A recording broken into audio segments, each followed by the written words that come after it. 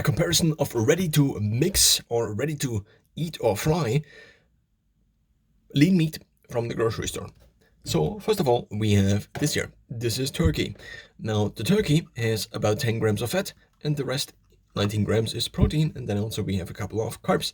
Now what we also have not in here is dextrose added or sugar added, which is quite convenient, I would say, because, well, often there is sugar added. With all of these products, we have dextrose or maltodextrin added, which is the reason I usually avoid these. Now, in theory, the winner would be, I think, this here, which is tuna. Now, tuna has very favorable macronutrients. First of all, we have almost zero fat, so we have 1 gram of fat, and we have 24.9 grams of protein per 100 gram, which is fairly nice. The can is usually 150 or 190 grams.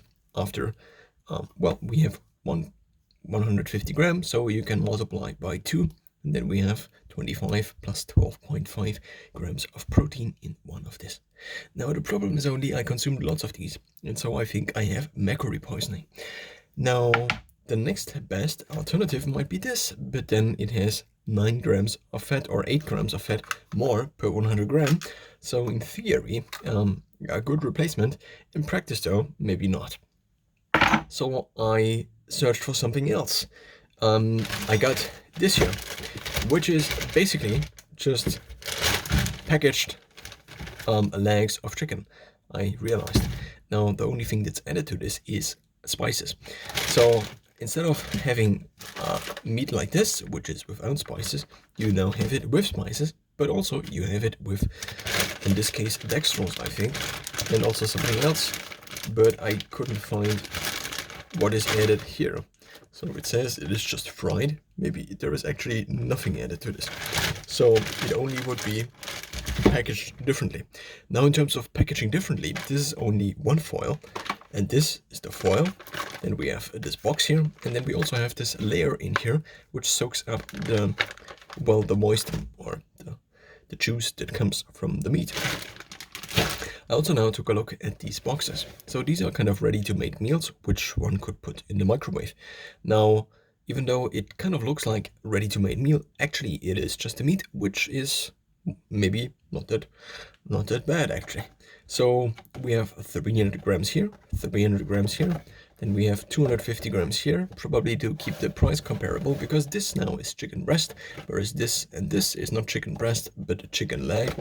And then we also have this here. So this here goes into the pan, and one needs to fry it. What does this look like? It looks like this. Kind of like a Lego set almost.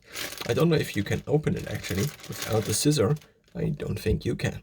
So it is basically what you would get also in a box like this. And I do actually have in my freezer exactly the same thing, but here we have spices added, so that's the big maybe advantage of this. In terms of the price, I think this was 5 euros, and the other ones were 3 or 1 euros or 2 euros, but I actually can't remember.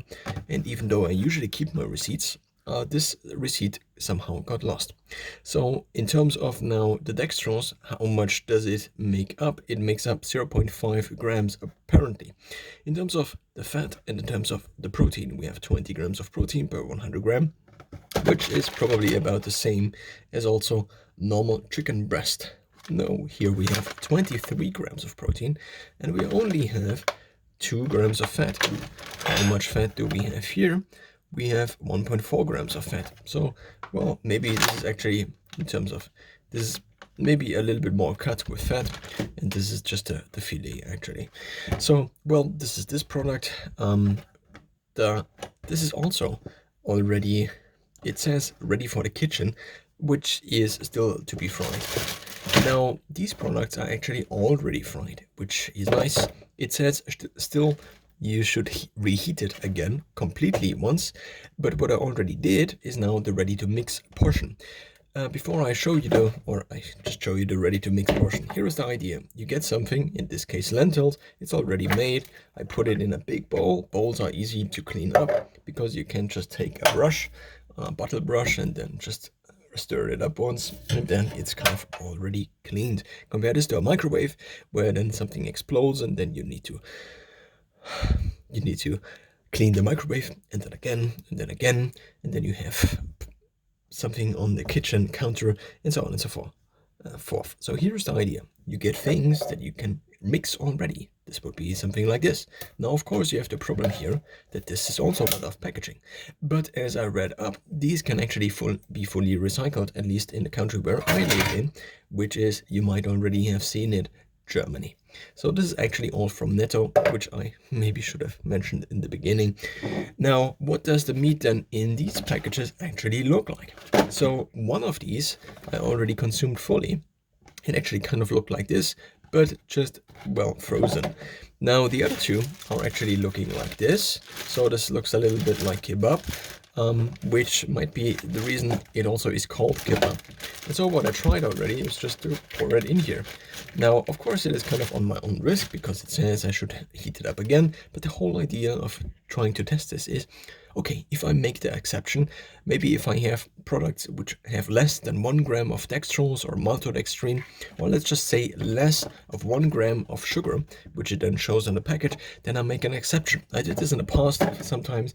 Often it went horribly wrong because the rule to just not have any product with added sugar is just so much easier than now trying to decipher which product is worth basically the cost of the added sugar.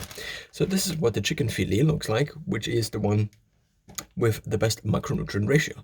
So I could see myself already kind of buying this, but what I also could see myself is getting fat because I didn't just eat too much.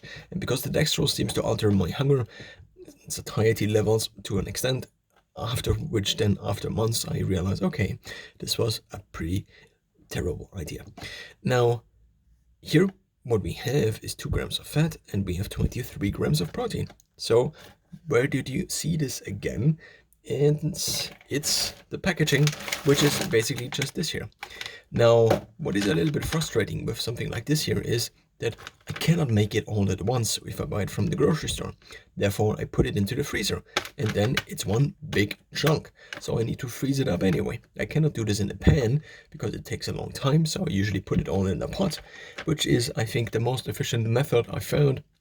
Also without additional frying oil, which in terms of the macronutrient ratio is more optimal than additionally using frying oil.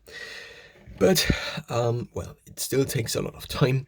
I currently cook 2 hours a week, and then I have prepped meals that in the end look a little bit like this. Now here I have something else. I use these sauerkraut glasses, and recently I also had something else which I did put in here. Now, that's already mostly it. So in this case I added lentils, then I added some chicken. I probably will be taking only this chicken, even though it might be more expensive and it's only 250 grams. It just has the better macronutrients. Now, what I didn't mention, I think, is that I also got chicken legs. Maybe I did mention this already and I just forgot. I made a previous video before that got a little bit long, so I decided to remake this. But also I probably will post both. So this has now also a little bit of spices on here. Now, what I also realized is that there are other ingredients as well, like sauerkraut, which are also kind of ready to mix. So there is this whole section, which is basically things that also have a very long shelf life. And in this case, it's sauerkraut.